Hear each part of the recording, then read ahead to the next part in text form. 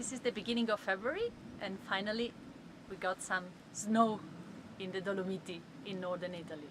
This winter has been one of the warmest so far, and the lack of snow is only one of the consequences of global warming.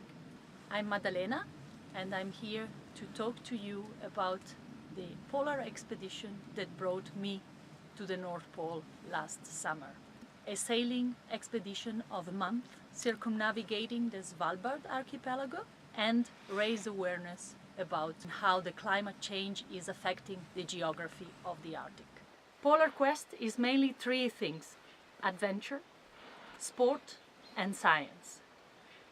If I think of adventure, I think of Indiana Jones. If I Google sport, a football player. When it comes to science, Einstein, once again, is a male picture. Always man. But where are women in all of that? PolarQuest played gender equality. The boat had a fair composition.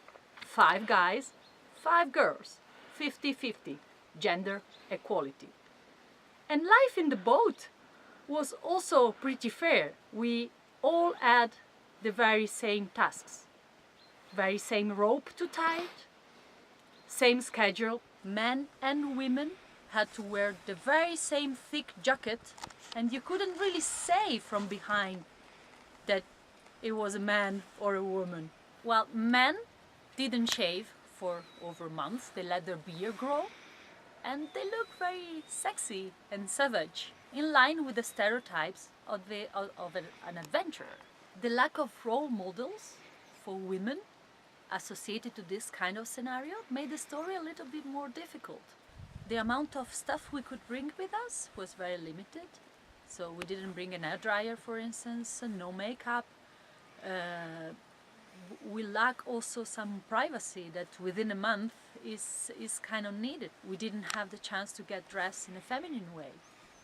Did we miss it? Of course we did. We like to be feminine, but this doesn't mean that we are not strong enough to engage in scientific experiments in a remote scenario, or that we are not sporty, nor that we don't like the adventure. So with PolarQuest we are trying very, very hard to underline and stress the importance and the key role that women play within scientific world and society. If you go to our website, polarquest2018.org, you will find stories of women that are currently engaging in scientific subjects, but also stories that come from the past. For example, Laurence de la Ferrière, the first woman that crossed the Antarctic solo. This is just a fantastic story to hear that maybe many of you are not aware of. So go and take a look at the website and you will find very nice stories and anecdotes of our crazy experience, yet very interesting, at the North Pole.